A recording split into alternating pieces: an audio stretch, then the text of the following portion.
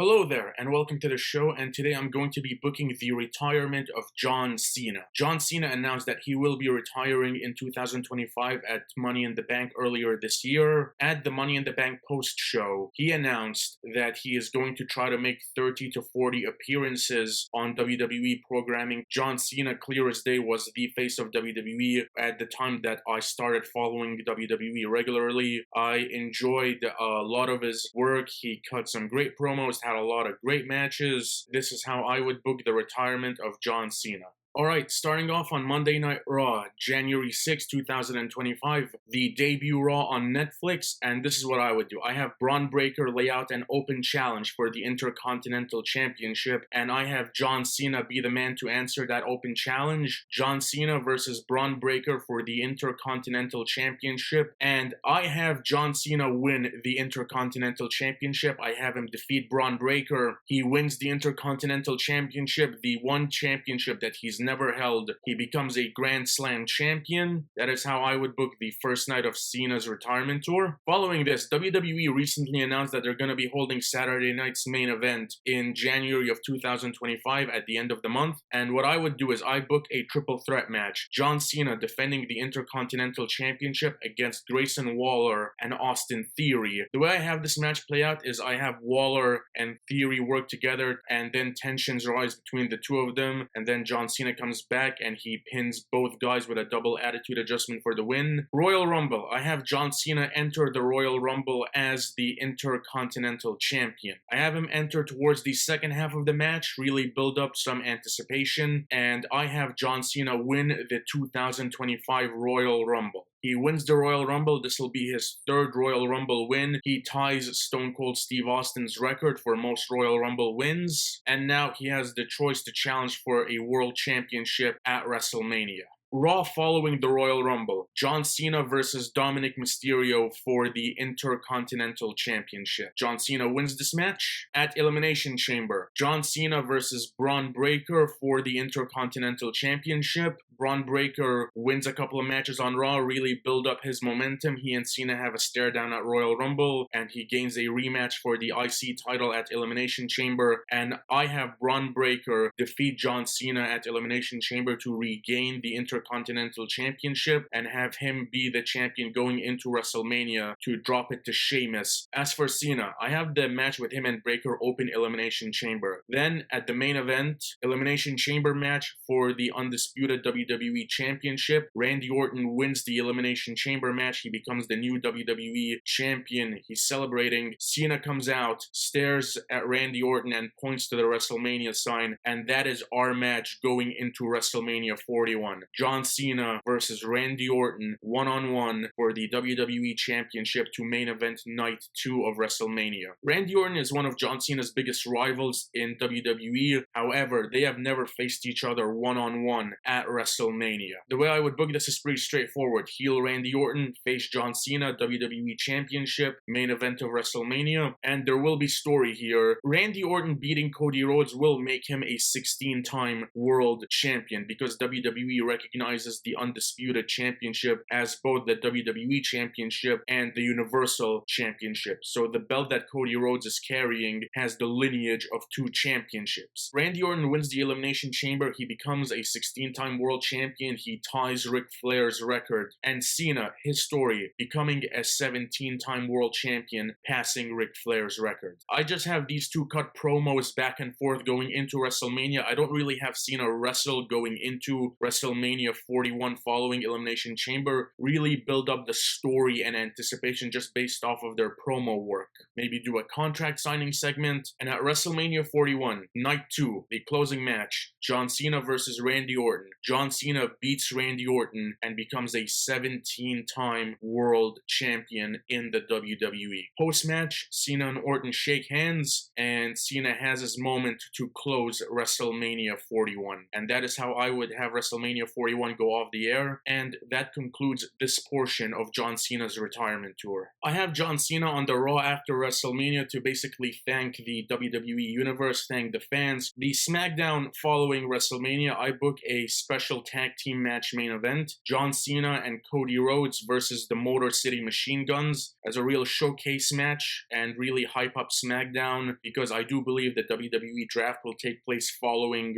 WrestleMania. The May 20th edition of SmackDown in 2025, WWE Championship match, John Cena versus Kevin Owens. Kevin Owens made his WWE debut on the main roster almost 10 years to the day. He made his debut on May 18th, 2015. So a match between John Cena and Kevin Owens taking place 10 years to the anniversary of when Kevin Owens made his debut on the main roster and hit the pop-up powerbomb on John Cena for the WWE Championship. To me, it's a nice full circle moment. I have the main event SmackDown that night, and I have John Cena win the match. He beats Kevin Owens in his first successful defense of the WWE Championship in his 17th and final reign with the championship. Backlash, John Cena versus Seth Rollins. I have Seth Rollins versus Cody Rhodes take place at WrestleMania 41, and I have Seth Rollins gain a win over Cody Rhodes, and he uses that momentum to challenge John Cena for the WWE Championship at Backlash. These two also have a history. They had the champion versus champion feud and Team Authority versus Team Cena. So there is story between Cena and Rollins. I have this be the main event of Backlash, and John Cena wins. He defeats Seth Rollins. These two have had great matches in the past, and I'm confident that this will be another great match given the history that these two have together. Following Backlash, I have Cena off of TV for a while. Reason behind that is I know that Cena has Hollywood commitments, so I tried to keep that in mind when I was booking this retirement tour, taking a few off days into account.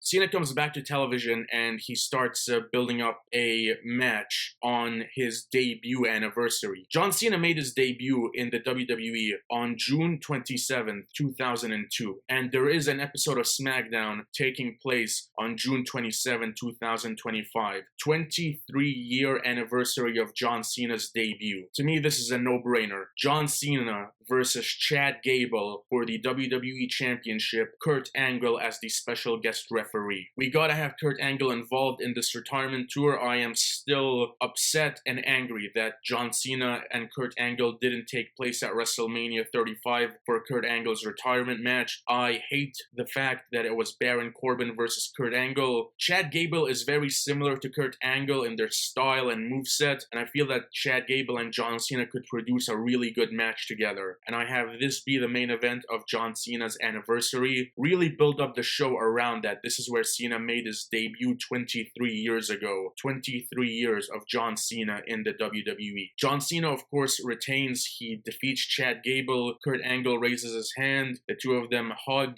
and they reminisce about that moment 23 years ago and where we are now, and really sell the emotion of this. This is where it all began, and now it's coming to a close. And that concludes this portion of Cena's retirement tour. We're now in July, Money in the Bank. And to me, this is a no-brainer. John Cena versus CM Punk for the WWE Championship at Money in the Bank. I'd love it if this took place in one of their hometowns. There is story here, Money in the Bank 2011, CM Punk becoming the best in the world, leaving WWE, that whole storyline. The promos alone between these two guys will be enough to sell this match, especially if Paul Heyman is realigned with CM Punk. That would just amplify the storyline. I have these two main event Money in the Bank, and I have Cena win this match. He defeats CM Punk. I'm confident that these two will be able to produce a great story and a solid match. Following Money in the Bank, we go into SummerSlam. John Cena versus Logan Paul at SummerSlam. John Cena, it's been reported that he's requested to work with Logan Paul. Logan Paul, as a professional wrestler, has produced some really good matches and some highlight moments for the WWE. And a match between him and Cena, if it's announced, and it'll really sell and build up hype and anticipation for SummerSlam. Even people who don't follow WWE or don't know a lot about professional wrestling know who John Cena is. Him and Logan Paul, that to me will really push WWE in the mainstream and build up even more anticipation for SummerSlam. John Cena, I'd have him defeat Logan Paul because one of the going stories with Cena is that SummerSlam, he seems to be cursed at SummerSlam. He has way more losses than wins at SummerSlam. So I have Cena win his final SummerSlam match. Following SummerSlam, we go into September. Bash in Montreal. John Cena versus Sami Zayn in Montreal Montreal, Quebec, Canada for the WWE Championship. Sami Zayn made his main roster debut against John Cena in an open challenge for the United States Championship. Sami Zayn is a great wrestler. It's still crazy to me that Sami Zayn hasn't won a world championship on the main roster. John Cena versus Sami Zayn in Montreal for the WWE Championship. I would have Sami Zayn defeat John Cena in Montreal and become the new WWE Champion. The pop from the Montreal crowd will be unbelievable. Montreal is one of the best wrestling cities in the world, and I feel like this main event, ending with Sami Zayn beating Cena and becoming the WWE Champion, will be one of the best moments in WWE history in recent memory. This is how I would book Cena's final World Championship reign. And I really have Cena hand the championship over to Sami, and I just have Cena walk out and stare back and have the look on his face. He's proud, but at the same time, he's sad knowing that his professional wrestling career is going to come to an end soon. Following Bash in Montreal on Raw, I have Cena come out, cut a promo addressing the WWE Universe, really talk about the year that's been so far, winning the IC title, becoming a Grand Slam champion, winning his 17th World Championship at WrestleMania, really sell the emotion that these were his final championship reigns in the WWE. He finishes his promo, his music hits, crowd is cheering, Drew McIntyre comes out and hits a Claymore on Cena. He then hits a second Claymore as Cena starts to get back up. And I have him attack Cena with a chair and weapons and all that stuff. I have Cena stretchered out, and Drew McIntyre follows that up with another backstage attack as he's being stretchered onto an ambulance to write Cena off of TV. And we use this momentum to really build up Drew McIntyre and build up a match between John Cena and Drew McIntyre at the Survivor Series. And now we flash forward into Survivor Series, Drew McIntyre versus John Cena. I have this be a no disqualification match, really sell that Cena wants revenge against McIntyre. I have Drew McIntyre defeat John Cena after a brutal no disqualification match. Closing sequence, I'd have Drew McIntyre hit Claymore after Claymore after Claymore after Claymore, and Cena cannot make the 10 count. Drew McIntyre defeats John Cena at the Survivor Series. Following this, I have Cena off of TV for a few weeks and then make his return cutting a promo saying that it was one of the most brutal matches of his WWE career and that he couldn't make the 10 count, and sell that his age and he's unable to do this at the same level that he used to anymore. And then Gunther's music hits. He comes out, cuts a promo on Cena telling him, "You're right, you cannot do this anymore." The final WWE Premium Live event of 2025. Have it named after John Cena. I don't know, maybe C Nation or something, the name of his fan base. John Cena's final Premium Live event in WWE. Named after him, built all around him. John Cena versus Gunther. I feel like this match sells itself. Gunther has been one of the most dominant performers in WWE in recent years, and Cena's been the face of WWE for like the last 15 years. So this match pretty much sells itself. Have Gunther dominate. Have him have the majority of offense in the match. Cena, he does his comeback. However, it's not enough to keep the ring general down. Gunther hits 2 power bombs and a sleeper, and Cena passes out, and Gunther defeats John Cena in Cena's final pay-per-view match. On Raw, following this pay-per-view, I have Cena come out, cuts a promo, and then I have Gunther and McIntyre both come out to confront him. And Randy Orton steps in to make the save, even the odds. From there, we go into SmackDown with a special tag team main event. Randy Orton and John Cena versus Drew McIntyre and Gunther. And I have Cena and Orton win this match, have it be a real feel-good moment. They hit Stereo AA and RKO for the win, and I have that be the end of this match. Just have them take it all in. The crowd, the energy, the atmosphere, everything in this final match. And this is Cena's third last match in the WWE. And I book him in just 2 more matches following this. The final SmackDown of 2025 and the final Raw of 2025. On the final SmackDown of 2025, December 26th, John Cena versus AJ Styles. AJ Styles is currently out with injury. He is set to return sometime in the second half of 2025. Cena and Styles, their feud from 2016 going into 2017 was great. I loved it. Their match at SummerSlam was one of the best matches of the year for WWE. WWE in 2016. They work great together. They produce some great matches and some great promos. So the final SmackDown of 2025, Cena versus Styles, I'm confident that these two can produce a great match together like they did in the past. And John Cena defeats AJ Styles, and he ends his SmackDown career where he made his debut with one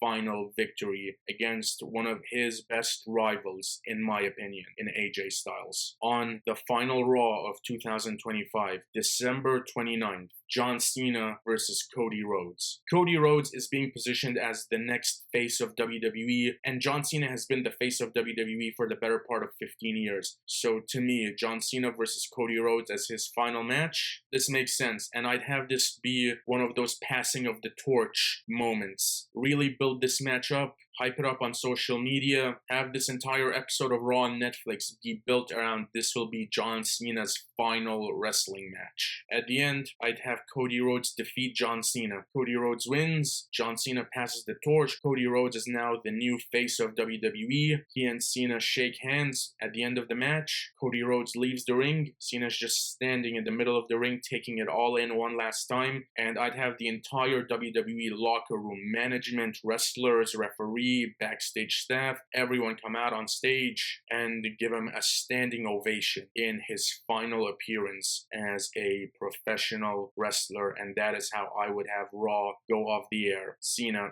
cuts one last promo to the WWE Universe and to everyone on the stage. His music hits. That is the end of John Cena as a professional wrestler. And that is how I would book the retirement of John Cena in 2025. Cena is one of my favorite wrestlers of all time, and I'm interested to see how his retirement tour unfolds in the coming year. That is all for today. Thank you so much for watching. Be sure to hit like and subscribe if you enjoyed this video. You can follow me on Instagram at Said_2000, and I will see you on the next video. Till then,